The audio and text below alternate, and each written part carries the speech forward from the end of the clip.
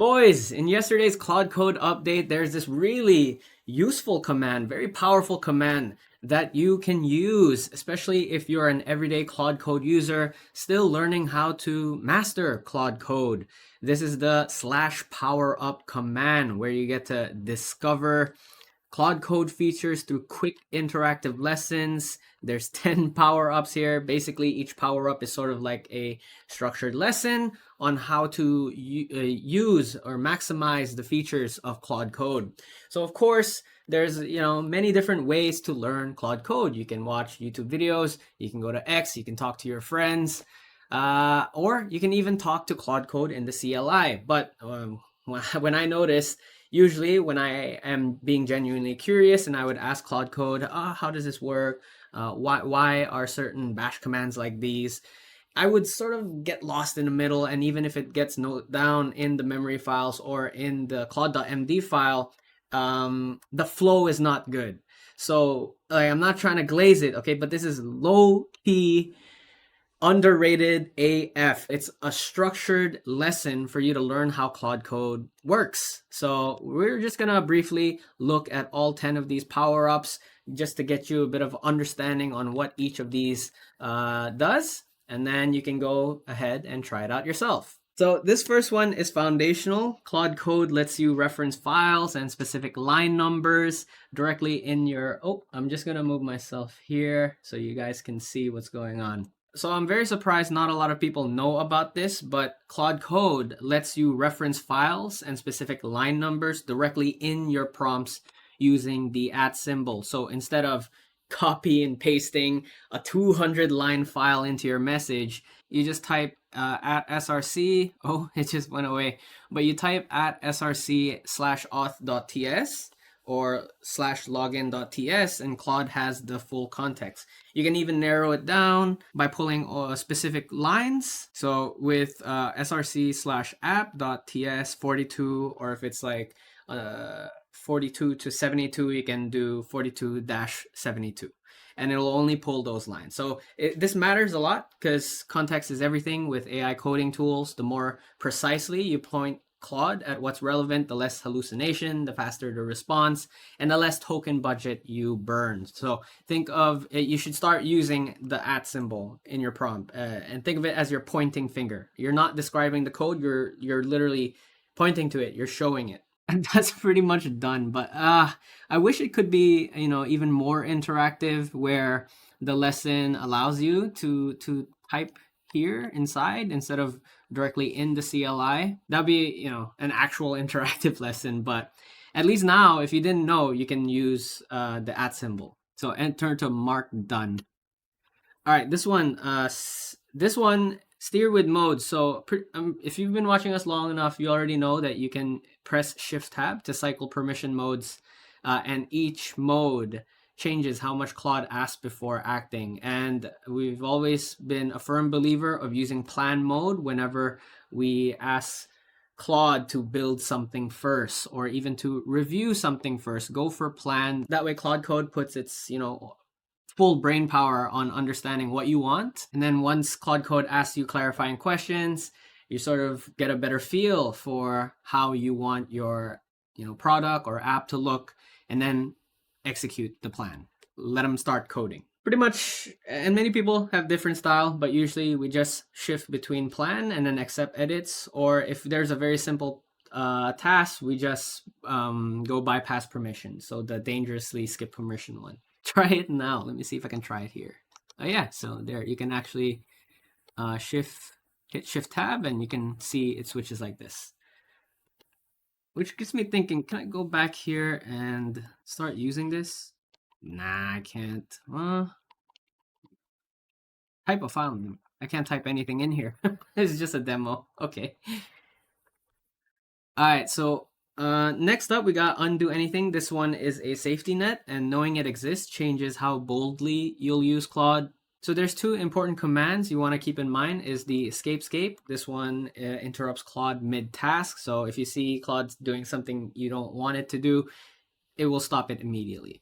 And then you got /rewind. This goes further. So this rolls back the entire session to a checkpoint before a specific tool call happens. So if Claude ran a migration, rewrote files, and you regret all of it, /rewind actually takes you back to a clean state. And the mental unlock here is you can experiment more aggressively because you have a genuine undo system. So you don't have to be very conservative. Let Claude attempt the bigger refactor. You can always use /rewind to go back. So yeah, I guess I can't really interact with this power up if it says demo. So yeah, mark as done. Okay, now run in the background task. So this one is especially useful if you're kicking off a long running task.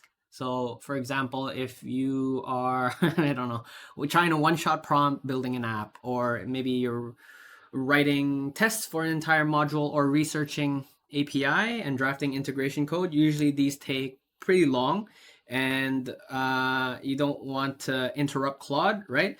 But you want to know what the progress, how the progress is going. So what you can do is you can run /task to show you everything that's running, what's completed, and the outputs that are still waiting. So Claude would be able to read those task output mid-run and then react to failures automatically as well. All right, teach Claude your rules. This is like 101. We've said this from the beginning, that whenever you start a new project, you always have to drop a Claude.md file. So if you've been using OpenClaw, this is very similar to your Soul.md file, your Agents.md file, and your Tools.md file. Those are the bootstrap files.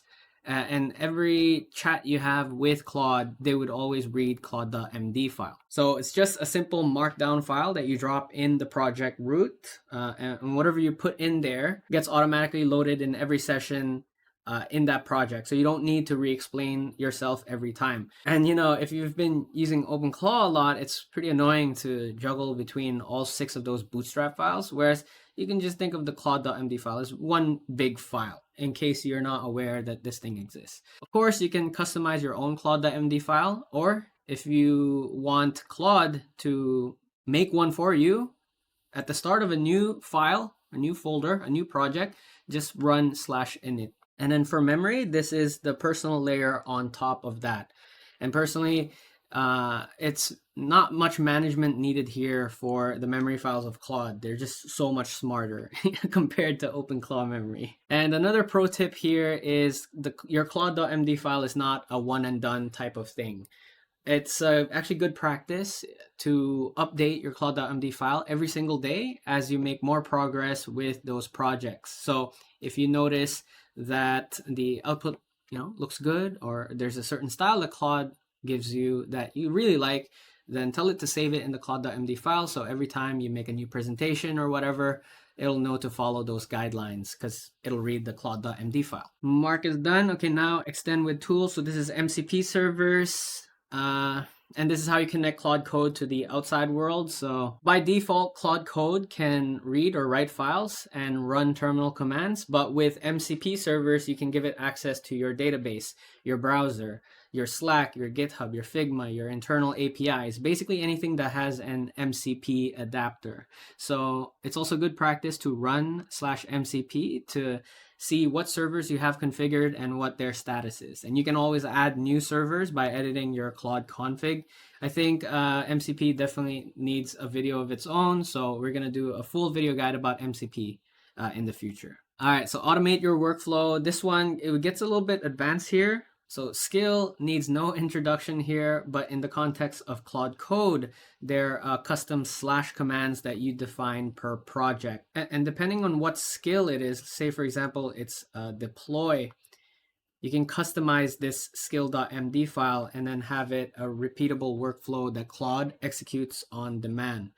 Now, don't confuse skill with your Claude.md. Think of Claude.md as just guidelines, what to know, what routers are there, just protocols. But skills is the actual output that you want from it when it runs that skill. And then you have hooks. These are basically event-driven automations. They fire on specific triggers, such as before a tool call, after response, or on session start. This one is much more advanced, and perhaps we can do another guide on hooks in the future. So Mark is done.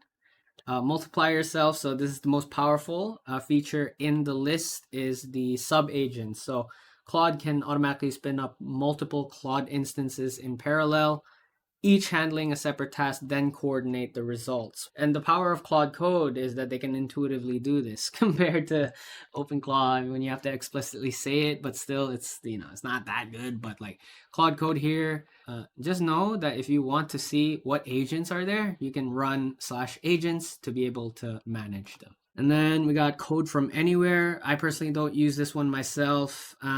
This is more so for people that are running Claude Code on VPS. So I am in fact running Claude Code on VPS, but I don't have the need to be using Claude Code outside, on my phone. So yeah. But if you're running Claude Code and you want to check on a long task from your phone, this is, you can run /remote control, and then you can see the terminal on your phone. And the last one is dial the model. So I think pretty sure you already know that this is a thing, right? So you can switch which Claude model you're using mid-session. Personally, myself, I always use Opus in every chat that I have with Claude Code. But if there's a script that I want it to run and there's multiple agents handling a certain pipeline, I would tell Claude Code to use Haiku for the ones that are easiest. So in my World Monitor intelligence gathering project, there is 4 scripts running simultaneously. Each one has different tasks. And the tasks that are easiest to do for agents is scraping, and those, you just need Haiku for those. And then for researching, Sonnet. Sonnet is actually just as powerful as Opus when it comes to research.